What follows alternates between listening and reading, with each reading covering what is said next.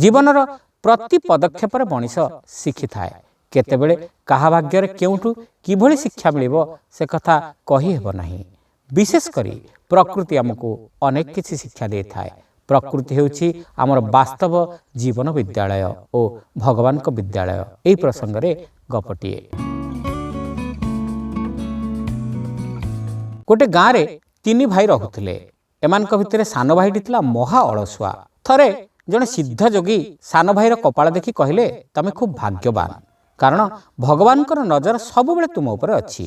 जोगींक ठारू एई कथा सुनिबा पर ठारू सान भाई आहुरी अलसुआ होई गला।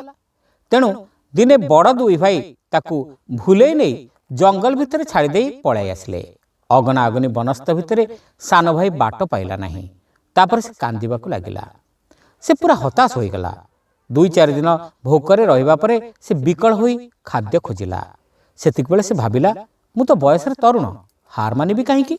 चाहिले ए जंगल भितर निजे भी बंची परिबी। एबे आलस्यर प्रश्न आउ ता पाखरे नथिला। जंगल रे बंचिबार अर्थ हैला प्रतिक्षण संघर्ष करिबा। से ता आरंभ कला। बेले बेले से भांगी पड़ुथाए, किंतु पुणी मन को सजाड़ी नउथाए। बंची रहिबार संघर्ष ताकू गछ चढ़ा सिखाइला।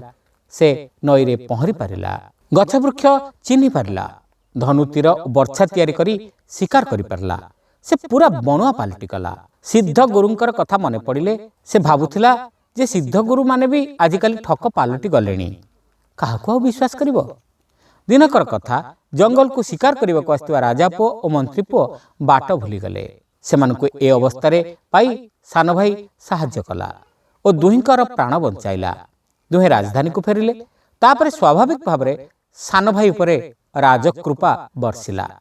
सेतबेलकु से बेस समर्थ और पारदर्शी होई सारिथिला, कारण संघर्ष करी जंगल भितर बंची थिबारु से जीवनरु अनेक किछि शिखि पारिथिला। ता पाखरे अलसुआपण नथिला। सुतरां ताकू सैन्य बाहिनी गोटे पद मिलिला। एथर सान भाई सिद्ध बाबांकर कथार अर्थ बुझी पारला। ता उपरे भगवानकर कृपा दृष्टि थिला बोली सिना भगवान ता लागि गोटे विद्यालय तैयारी करदेले एवं बड़ दुई भाई ताकू जेउ कारण भी पछे हेउ नहीं से विद्यालय रे ताकू छाड़ी दे आसिले। प्रकृतिर कोଳରେ रही से अनेक कथा शिक्षा करि पारिला। श्रोता बंधु, गपटी आपण मानकु केमिति लागिला कमेंट करी निश्चित जणाइबे। चैनल नुआ होइतिले सब्सक्राइब करबा को भूलिबे नाही। रहिलु, नमस्कार।